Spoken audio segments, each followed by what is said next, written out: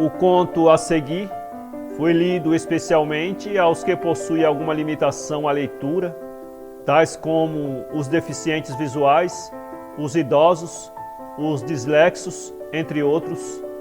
Se você puder fazer melhor, envie-nos sua gravação para iba@ibamendes.com. Será um prazer publicá-la em nosso canal.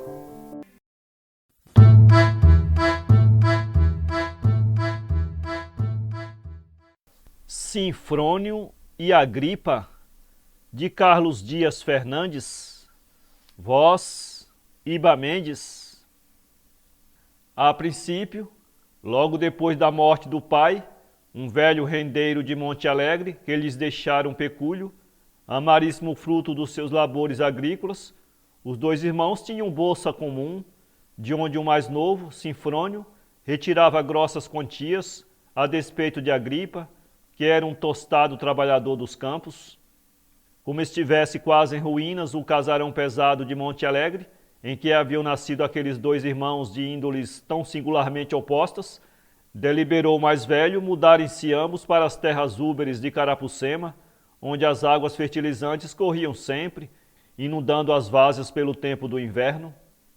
Nessa quinta pitoresca, ensombrada de cajazeiras antigas, e reconhecidamente famosa pela feracidade da gleba, havia um sobrado chato, quadrangular, assentando a sua velhice grave como num cômoro largo, rodeado de gameleiras. Foi ali que se instalaram os dois irmãos, no começo cálido de um estio muito azul, quando as cigarras começaram a zunir, afagando como um torpor sonoro a melancolia bucólica daqueles ermos. Sinfrônio escolheu para habitar um quarto de sótão, com duas janelas que davam para o nascente, em cujos poiais lutavam agitados pelo vento os ramos altos de uma velha tamarineira, onde vinham grasinar chechéus boêmios nas horas quentes do dia. Agripa, madrugador utilitário, examinando com seu olho calculista os arredores da casa, reputou excelente para um talhão de hortaliças aquele lado da quinta, onde viçava inutilmente a tamarineira vetusta. E logo ao dia seguinte, levantando-se com o sol, foi ao regato próximo para molar pachorramente num calhau que as águas lambiam o seu grande machado de lenhador. O irmão, que também se erguera cedo para gozar os aspectos novos da moradia, espreitou-o da sua janela enfeitada de ramos e, pressentindo-lhe as sinistras intenções, desceu apressado, encaminhou-se para o laborioso Agripa, que gengivava de cócoras, afiando peritamente o gume do ferro. Tu a esta hora de pé, Sinfrônio? Caiu-te o telhado em cima, ou quebraram-se-te as cordas da tua rede? Nenhuma coisa nem outra, mas o dever inteligente de comunicar com estes campos estranhos, para lhes conhecer as sombras mais densas e mais propícias ao culto plácido da preguiça, os recantos mais silenciosos e pitorescos, onde se possa docemente cismar, esperando com negligência o moroso dia da felicidade perfeita. Pois olha que já é tempo de te moveres, enquanto não chega o inverno, ó patriarca dos malandros, que sumiste o teu patrimônio e mais metade do meu no abismo da tua indolência. Francamente, Sinfrônio, falo-te agora como teu amigo e irmão, que te respeita as suscessibilidades do temperamento, sem te perdoar, entretanto, essa quase inércia em que te quedas cinicamente, invocando sempre essa inutilidade do esforço, aprendida por teu mal nesses maus livros que te perderam. O nosso pai morreu trabalhando e os frutos do seu labor não só lhe aproveitaram a ele, mas também a nós, que começamos a vida arrimadas por um velho depois de morto. Vê, pois, como é larga e frutífera a irradiação do trabalho, essa feição moral e imperecível do homem, que é como a existência subjetiva, vinculando-o pelo seu legado à memória dos pósteros. Acresce que o trabalho é a consolação da vida e a condição existencial de todos os seres. Ninguém vive sem trabalhar e se tu consomes sem produzir, és um ladrão da coletividade. Vê se te fica bem esse papel de larápio, consulta a consciência da tua dignidade, ou afunda-te de vez na tua preguiça, ou salva-te trabalhando. É isto que há muito eu te queria dizer e que agora me veio aos lábios, num desafogo oportuno, quando tu passeias a tua ociosidade no mesmo sítio em que eu me preparo para derribar sozinho aquela tamarineira, menos inútil do que tu, porque ao menos frutifera, embora esterilize com as ramagens a uberdade virgem desse terreno. Pois, meu caro, disse Sinfrônio, eu começo impugnando o corte daquela árvore, que tem para mim uma utilidade inestimável, como seja a de me fazer no meu quarto uma sombra doce, nas horas mornas da canícula. Vê tu também como é tudo relativo no mundo, e como é variável a utilidade das coisas. A mesma árvore inútil e prejudicial aos intuitos de Agripa é utilíssima e necessária aos deleites de Sinfrônio. Assim também o trabalho. Que entendes tu por trabalho? A aplicação muscular fainas estéreis, de que raríssimas vezes resulta uma compensação satisfatória, sendo que é, em alguns casos, um ato criminoso de lesa natureza, como no premeditado exício daquela tamarineira, que não deveras destruir porque a não podes criar?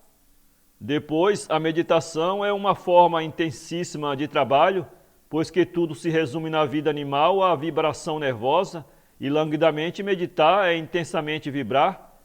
Enquanto Agripa, nas suas lutas campestres, destruindo matagais, abrindo valas, fechando represas, ordenhando vacas e castrando chibarros, despende uma cópia vastíssima de mascularidade, economiza mais nervos que o sibarita Sinfrônio, concertando na sua rede a sinfonia caótica dos seus ideais. Se o trabalho serve apenas para tranquilizar a consciência de uma certa soma de esforço, que o homem deve empregar no intuito de se achar sempre em dia com o direito de subsistir, e dada a sua redutibilidade a uma função puramente nervosa, tanto monta que seja muscular como intelectual, sendo que em ambos os casos é negativo para a obtenção dos fins almejados. Isto, caro amigo Agripa, não se aprende nos livros, onde nada se aprende, quando se não é organizado para saber, mas se deduz quando se tem capacidade para esta operação complicadíssima do conjunto de fenômenos físicos, morais e sociais que regem a vida na sua esfera de fatalidade cruel. O que tem de ser fatalmente será. Se tu, por exemplo, tiveres de morrer afogado, e sabedor de tão crua sina evitares com prudência os rios caudalosos, transpondo esse riacho de machado ao ombro, vem-te uma síncope, e tu cais de bruços, sem sentidos, e morre bebendo água na transbordante taça do teu destino. Eu acho e tenho certeza de que todo o esforço é vão, já não digo para a conquista da felicidade, mas para a simples obtenção dos bens da fortuna. Se consta nos livros do meu destino um saldo qualquer em meu favor, alguém natural ou sobrenatural trazer-mo-á em dinheiro contado, porque esses desígnios não se revogam e não se adiam tais pagamentos.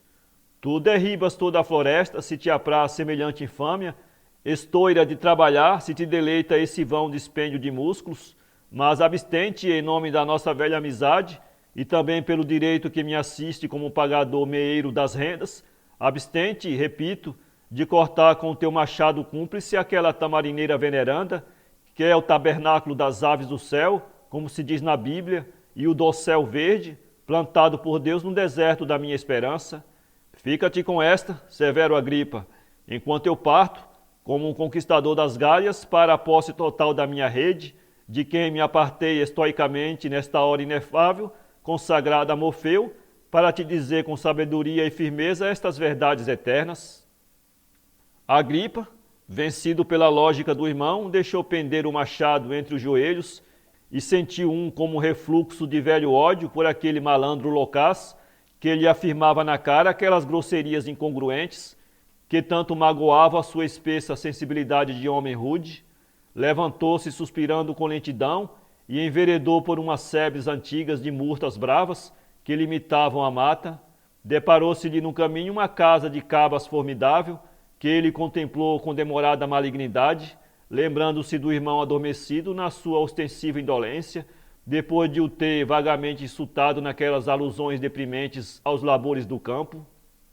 Foi correndo ao celeiro, derramou o milho de um grande saco e, trazendo-o consigo, conseguiu nele enfiar trabalhosamente a imensa casa de cabas, que pesava como chumbo.